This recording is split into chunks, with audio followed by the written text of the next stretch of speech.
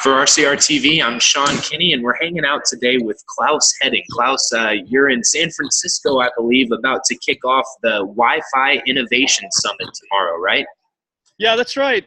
Thanks for having me on the show. Yeah, we're really excited about it. I think there's going to be some 230, 240 people there, and I think we've managed to collect the leadership of the Wi-Fi industry in the United States for this event. So we're totally thrilled about it. I think it's going to be a great show. Well, give us a quick idea of what the participants are going to learn about, what kind of topics the speakers are going to cover. Yeah, right. So there's a lot going on in the Wi-Fi industry right now.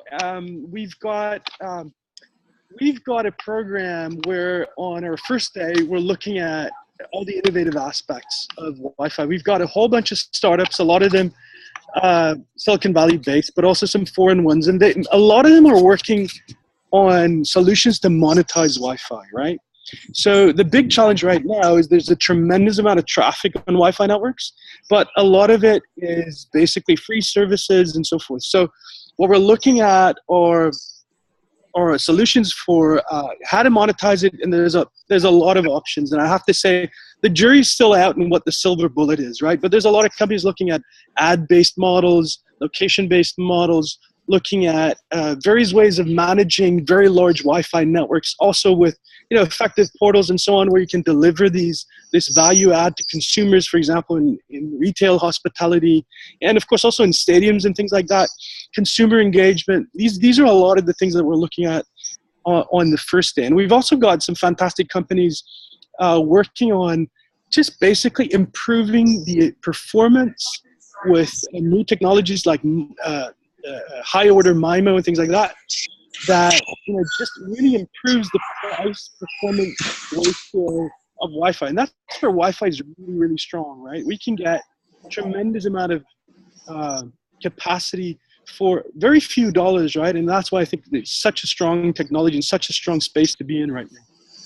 Yeah, you mentioned the monetization of Wi-Fi. I think that's a really important topic because from my perspective, from a consumer perspective, I expect free, robust Wi-Fi coverage in public spaces, in retail outlets, that sort of thing. But beyond sort of targeted marketing, how does an enterprise, how does a small business turn that into revenue generation? Well, if you look at you can look at it from many different angles. There's many different examples. As I said, there's no silver bullet yet, right? So we're still looking at a situation where these things are nascent, they're emerging. But there's just some companies that are doing extremely well and some startups. So there's a startup I'd like to mention called Euclid Analytics, which is San Francisco based, and they have a very strong value proposition. They basically use location information, anonymize it, and that information is of great value to carriers. Now, it's completely anonymous, so you don't know which person would be standing in front of a particular location, but you can see how many of them there are, right? And that kind of information can be used effectively for example, assessing what is the value of an ad space, where in a mall or where in a particular arena is especially valuable to set up a shop, things like that. And I think there's a lot more use cases than that. So this is one way to do it, and it's completely unobtrusive, right? On the other end, you've got, at the end of the spectrum, you've got solutions out there that really want to identify who you are, but treat you as an intelligent person, right? But also want to market to you, but in an intelligent way with an opt-in or opt-out clause. And that's where we are right now. We don't want to be harassing consumers with these things. We want them to, hopefully opt in to see that there's value in receiving ads or receiving information, wayfinding and all these things, right? So there's many, many options. And one of the beautiful things about being in the Wi-Fi industry is there's so much innovation happening in precisely that area, right? So, and I'm sure, there's billions of dollars at stake here. I'm sure, with all the Wi-Fi happening, especially in America, but also elsewhere, there's billions of dollars at stake, and I'm sure somebody, right, or a bunch of companies are going to find out, how to really work that. I mean, if you look at, for example, what the big carriers are doing in terms of monetizing their Wi-Fi, it's generally speaking a retention play, right? With some exceptions, but it's about keeping consumers happy by giving the consumers something that they value highly and largely for free. But that doesn't mean that you can't, on top of that, have some benefit from example in things like consumer engagement through in-browser message injection and things like that, right? So, so that's where we are. And I want to say also that it's not totally true that it's Wi-Fi is always free and so forth. There are indications that the offload story, so to speak, that I've been trying to promote for years now, where carriers will actually go and pay a third party for Wi-Fi capacity in the network. That's starting to move now. And I know that a company like Boingo Wireless, we're also coming and speaking at a summit on Wednesday.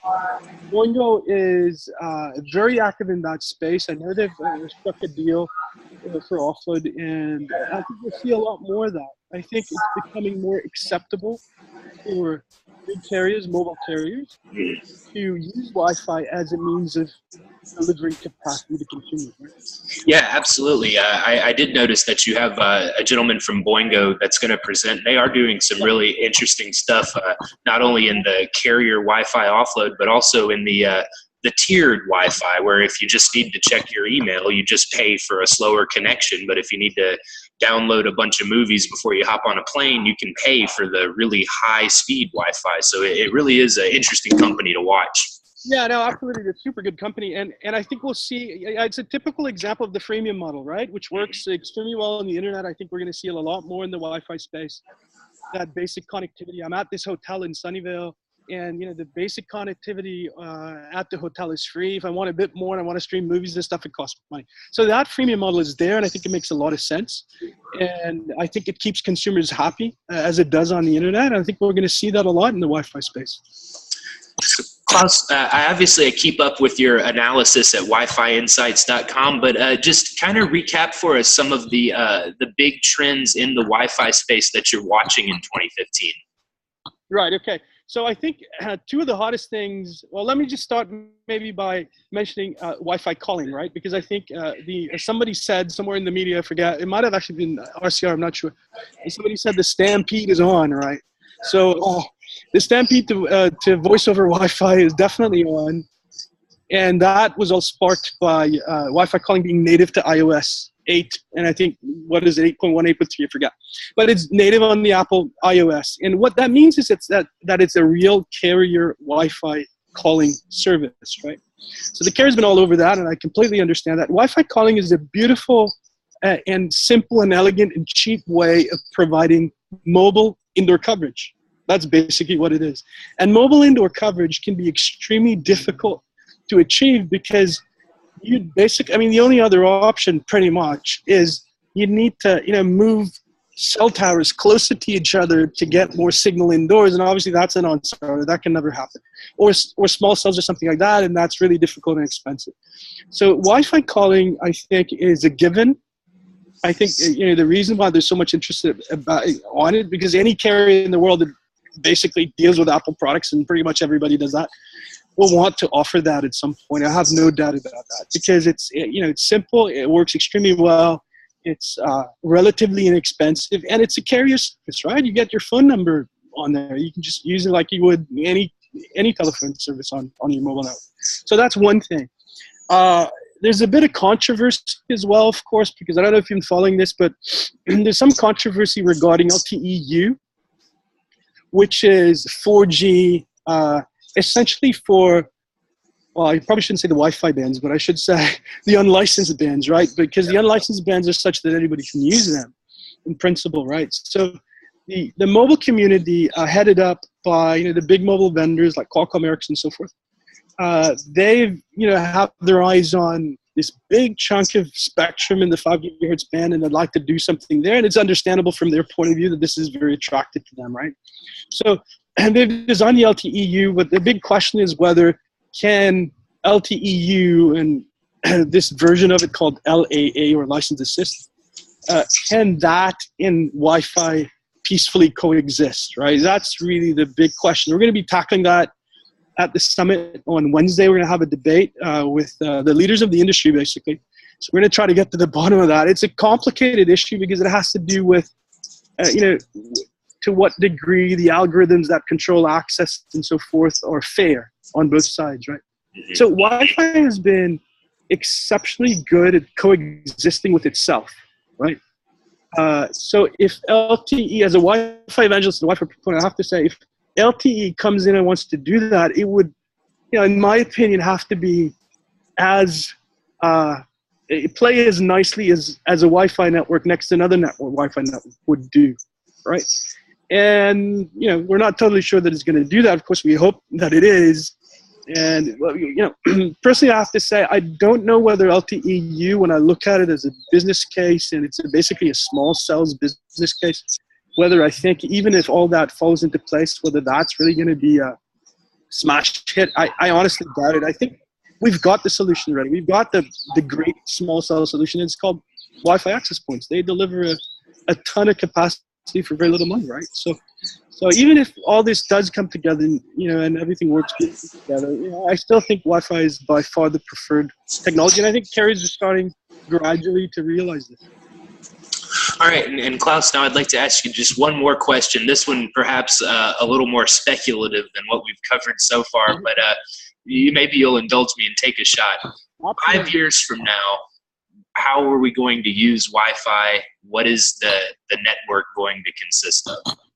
Wow, goodness me, that's a good question. I think, I think my answer to that is I think Wi-Fi is it's an unstoppable force right now.